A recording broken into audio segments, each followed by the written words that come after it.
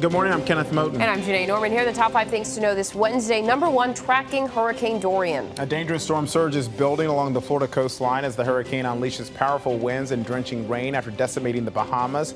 The storm is expected to remain offshore for now, but the outer bands have already triggered flooding and power outages. Dorian will continue to hug the East Coast as it slowly moves north as a Category 2 storm with winds topping 100 miles an hour.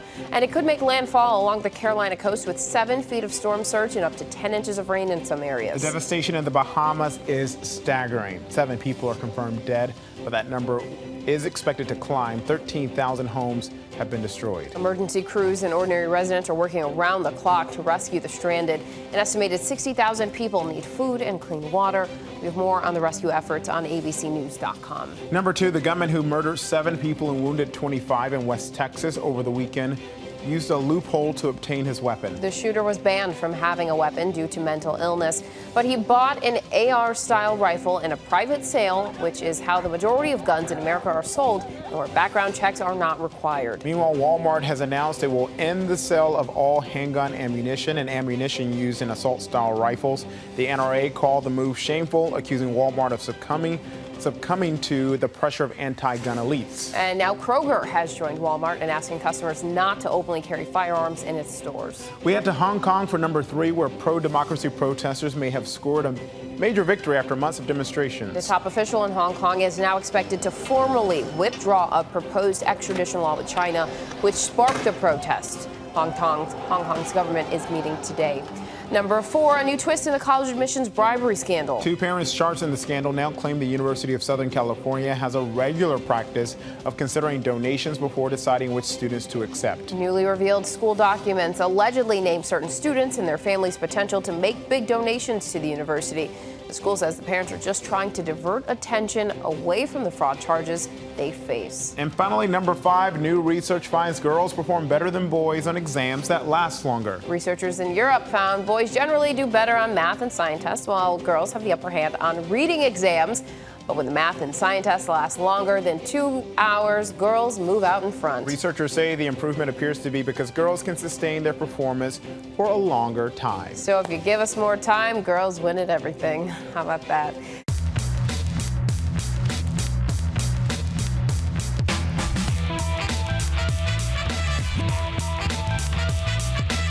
All right, let's get right to the big story. Hurricane Dorian is approaching the U.S. coastline after wiping out part of the Bahamas. Thousands of power outages already reported in Florida. Here's where the storm is right now. The eye of Dorian is staying well off the coast, passing east of Cape Canaveral, but tropical storm force winds can be felt 170 miles away from the eye wall. Here's the latest forecast on where the storm is heading. The big concern is for the Carolina coast, including Charleston tomorrow, followed by the Outer Banks of North Carolina. In addition to heavy rain, coastal areas are bracing for a storm surge that could reach 7 feet.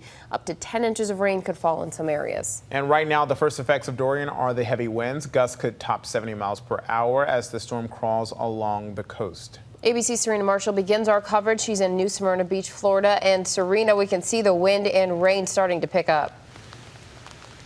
Yeah, Kenneth, Janae, the wind and rain really has changed here in the past few hours. We've seen that rain coming in sideways. Those wind gusts can be quite intense. Those evacuation orders remain in effect from here all the way up to the Outer Banks. And overnight, another emergency declaration signed by the president, this one for North Carolina. Overnight, the conditions worsening in Florida as Hurricane Dorian begins its trek north. The storm's outer bands lashing the state's central coast, packing wind gusts near 60 miles per hour, already knocking out power to thousands. Right now you can see it just in front of this light here, how bad the conditions are getting. And we're seeing that wind, we're feeling the rain, and we're expecting more. The hurricane is expected to hug dangerously close to the coastline, where flood-prone areas could be inundated with several feet of storm surge. Really, the proximity of this storm gets so much closer to Charleston, South Carolina, up through the Outer Banks. That's our next real area to be worried about. This morning, millions of Americans from Florida to North Carolina are under evacuation orders. That includes the Outer Banks, where only one highway lets people on and off the barrier islands. In Virginia, the Navy is now moving ships from its Norfolk station to safer waters, and warplanes are relocating to its naval station in Pensacola. In low-lying Charleston, South Carolina, which could see the highest storm surge, hospital workers are racing to beat the storm. trying to move as many patients as they can to higher ground. The mayor warning the time to evacuate is now. If you live in a residence that flooded over the last 4 years, you should evacuate your residence and move to higher ground. While in Savannah, Georgia, families with little children and little means had to wait in the heat and long lines for a bus ride to safety. Not everybody can pick up and leave, and I'm one of those people. I don't have a vehicle, and I don't have the finance to, to go out of town and rent a motel or anything like that. I guess she's eating the grass. Back in Florida, the high tide from the storm brought this unusual sight, a manatee in someone's front yard. The tide is so high, we actually have a manatee swimming in our yard right now. You see him? Wow, she's a big girl. We really expect this to be the worst of it for north central Florida, but it's going to continue pummeling the eastern seaboard, going all the way up into the Carolinas. Here in Florida, thousands of complaints have been filed already over concerns that water cases are being sold for twice the price. And as people are trying to heed those evacuation orders, gas is being increased as well. Kenneth, Janae. All right, Serena Marshall there in the storm zone. Thank you so much, and please stay safe, our friend. Well, now to the humanitarian crisis in the Bahamas. At least 7 deaths are confirmed, but that number is expected to rise. An estimated 45% of all homes on the hardest hit islands are damaged or destroyed. From high above, you can see the scope of the destruction in the Bahamas. Islands in utter ruin, buildings obliterated, roofs ripped off, cars and boats tossed around. A warehouse roof blown away, the same at this school. An airport runway underwater. Hurricane Dorian was parked over these islands for a day and a half with winds up to 185 miles an hour. At the height of the storm surge coming ashore, covering everything in sight. A family braving the high water, fleeing their home in chest-deep water, carrying their 2 dogs. Now that the storm has passed, the humanitarian disaster is emerging. This is the clinic where a lot of the injured have been treated, but also there's a lot of family members and just people here just occupying the hallways. I mean, I don't know how many people are here, but there's a number outside, and every hallway is full. Neighbors in Freeport using small boats and jet skis to evacuate people stranded by high water. Among the dozens rescued here, one man telling CNN of the horror he faced during a 21-foot storm surge. We were doing all right until the water kept coming up and all the appliances were going around the house like a washing machine. That's probably I got hit with something in there. And my poor little wife got hypothermia, and she was standing on top of the kitchen cabinets until they disintegrated. And then I kept with her, and she just drowned on me. I'm so sorry. I know. Rescuers still have not recovered her body. Their priority right now is the living. Facilities are overflowing. This hospital clinic has become a makeshift shelter. Officials don't know how much longer they can stay open. The Red Cross estimates 60,000 people here will need clean water and food. That's because many neighborhoods are unlivable. More than half the homes in Marsh Harbor are destroyed. By one estimate, 13,000 homes across Grand Bahama and the Abaco Islands are destroyed.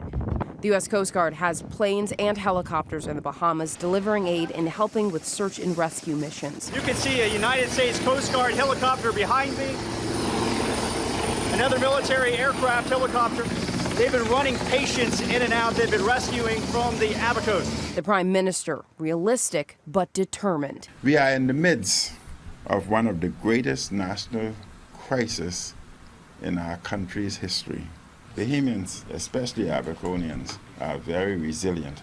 And a top official in the Bahamas says they are desperate for help shipping supplies from the U.S. They need water, food, tarps, and generators. Well, now to other big news in the tragedy at sea in Southern California. 34 people trapped in that massive boat fire are now presumed dead. Coast Guard video shows the smoldering diving boat after it caught fire. Investigators say many of the passengers were likely asleep below deck when the flames broke out early Labor Day. At this church in Santa Barbara last night, bells rang 34 times for the 34 victims. They include 5 members of the same family, and Christy Finstad, a marine biologist and owner of the diving company, leading the excursion. My sister was one of the most skilled and intuitive, vibrant, loving, compassionate women that I've ever met in my life. She had a skill set that many don't have. If there was even a 1% window of opportunity for her to make it out, she would have.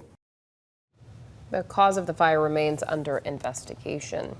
Now to an alert about sodas, in particular diet soft drinks. A study by the World Health Organization of nearly 500,000 adults has found that just 2 glasses of a diet drink per day increases the risk of an early death, but by up to 52%. The mortality rate among those drinking full sugar drinks was also elevated, but only by 8%. Researchers say the artificial sweeteners in diet drinks may induce glucose intolerance and trigger high insulin levels. At least one expert says the takeaway message here: avoid all soft drinks and drink only water or coffee and tea. Well, now to a unique birth overseas. 117 days after she was declared brain dead, a woman in the Czech Republic gave birth to a healthy baby girl. Doctors say the baby was delivered on August 15th, weighing nearly 5 pounds. The 27-year-old mom suffered a severe stroke and brain hemorrhage 16 weeks into her pregnancy. The baby is now living with her father. And many schools across the country say texting by students is out of control. But in more cases these days, parents are being blamed for the problem. The Wall Street Journal found nagging parents texting their kids are prompting more schools to ban phones during class hours. Because as mom or dad, students often feel they must reply quickly. Coming up, Ariana Grande's legal battle with Forever 21. How the 7 Ring singer is saying the company used her image without her permission. But first, the battle over Brexit, the big blow to the new prime minister's plan to leave the European Union after this.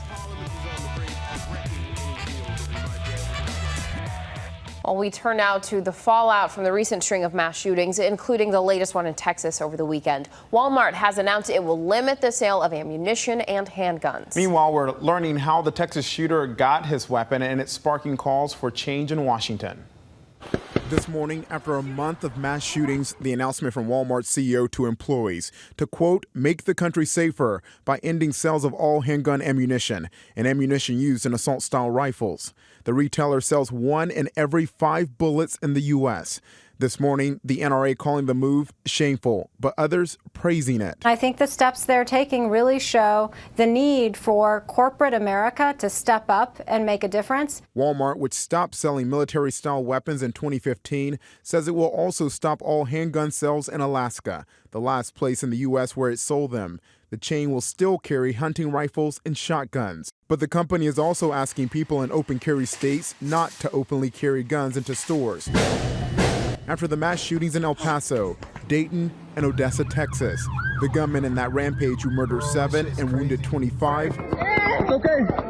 We're gonna be okay. Was banned from having a weapon due to mental illness. But ABC News has learned he used a loophole, buying his AR-style rifle in a private sale, which is how the majority of guns in America are sold, and where background checks are not required. A bill to close that background check loophole passed the U.S. House earlier this year, but remains stalled in the Senate. Speaking Tuesday, Senate Majority Leader Mitch McConnell said in order for the Senate to vote on any gun bill, he wants President Trump to support it first. If the president took a position on a bill so that we knew we would actually be making a law and not just having serial votes, I'd be happy to put it on the floor. Gun rights advocates question the impact of any proposed legislation, given that more than 300 million guns in the U.S. are already in circulation. Sources say President Trump is most interested in a bipartisan approach in addressing the issue of mental health. Meanwhile, Kroger has now joined Walmart in asking customers not to openly carry firearms in its stores. Now to the battle over Brexit in Parliament, where the new Prime Minister has suffered a blow to his plan to leave the EU with or without a deal. Let's go across the pond to Jennifer Eccleston in the London Bureau for more. Good morning, Jennifer. Good morning, Kenneth. Well, the drama, the confusion, the shouting, it continues on this side of the pond. It's civil war within the governing Conservative Party.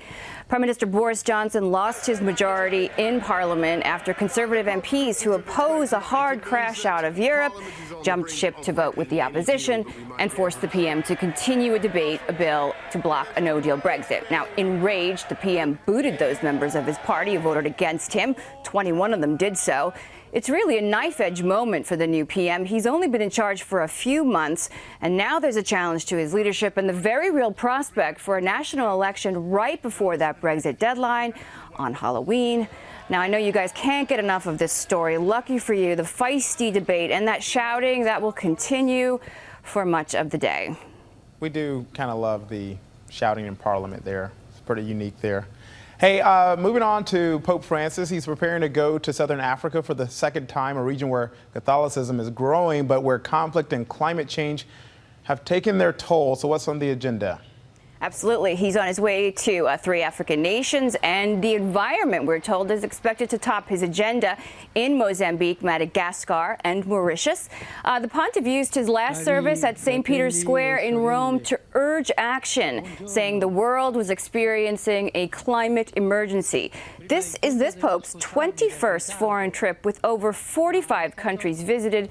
A neat little detail, in Madagascar, Pope Francis will travel around in a locally made, handmade Pope Mobile. It's open top, accessible to the crowds, and made by a little company called Stroll. All right, the Pope on the move. And also, before you go, Jennifer, there's a frightening case there in Britain of a 17-year-old boy whose junk food diet has apparently cost him his eyesight.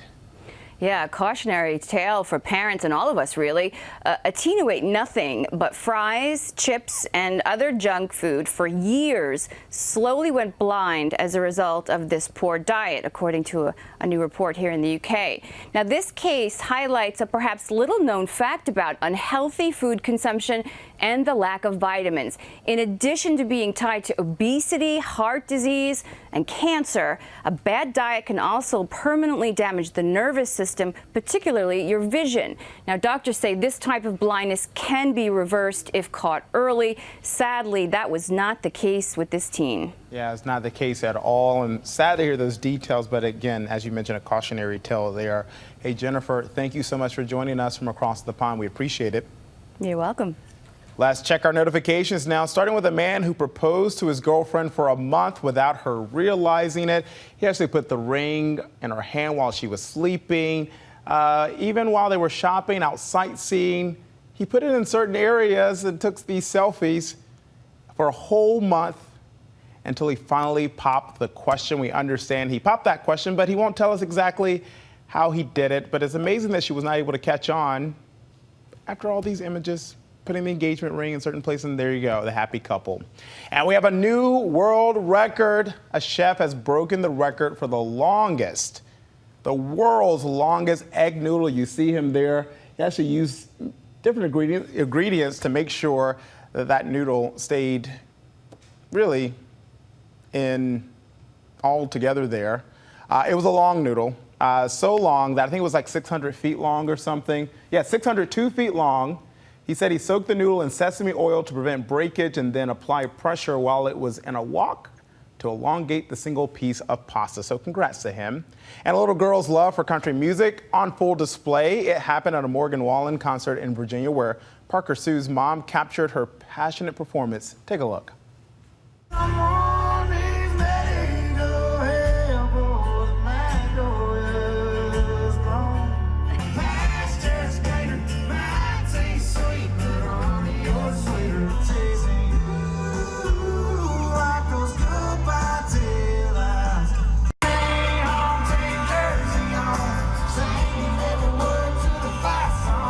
Oh, she was feeling it. The video has nearly 2 million views on Twitter. Parker Sue's mom says the country star even reached out to her to set up a meeting.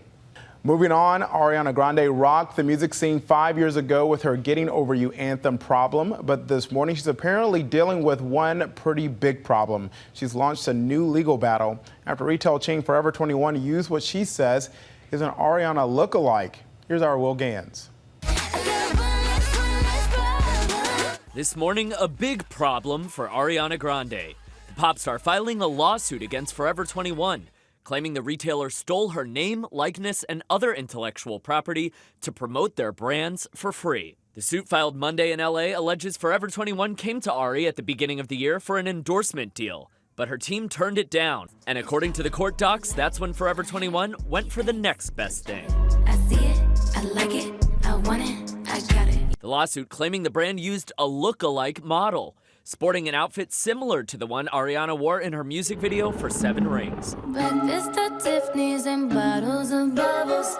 And the caption on the post from Forever 21, "Gee, thanks, just bought it." Sound familiar? You like my hair? Gee, thanks, just bought it. According to the suit, that caption, the model's pose, her ponytail, all an effort to suggest that, quote, Miss Grande endorsed Forever 21, its products, and was affiliated with Forever 21, using at least 30 unauthorized images associated with her and her successful Thank You Next album. Those images have since been taken down from Forever 21's social media pages. And the company said in a statement that it does not comment on pending litigation, and while the brand disputes the allegations, they are huge supporters of Ariana Grande.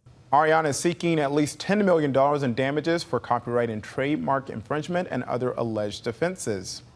Well, coming up, we'll preview what you need to know for the day ahead. And our question of the day, what's this mini horse doing on a plane?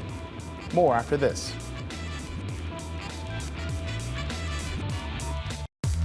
Here's what to watch out for today. Hurricane Dorian is lashing Florida's east coast, forcing more than 2 million people to evacuate.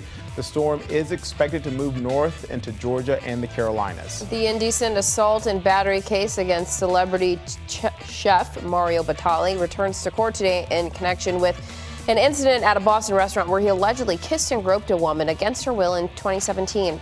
Batali denies the allegations. This is the first criminal charge he's faced since a number of claims of sexual misconduct were made against him. And the British Parliament is expected to vote to block a no-deal Brexit, a huge blow to the new Prime Minister's plan to leave the EU with or without a deal by Halloween. Plus, don't forget to tune into The Debrief for an update on all our top stories and The Briefing Room for a breakdown of the latest headlines in politics. Some passengers on an American Airlines flight were making plenty of hay over a fellow traveler. This miniature horse named Flirty was the main attraction on a flight from Chicago to Omaha. The 7-year-old mare is a service animal. Its owner suffers from depression, severe anxiety, and PTSD. She's also allergic to dogs, the most common service animal choice. This was Flirty's first plane trip. His owners say flying will be reserved for emergencies. And that brings us to the question of the day. What do you think about passengers being allowed to bring miniature horses on airplanes? Tell us what you think in the comments or tweet us at ABC News Live. We are interested to see what you have to say. And that is it from us today. Have a great day. We'll see you tomorrow.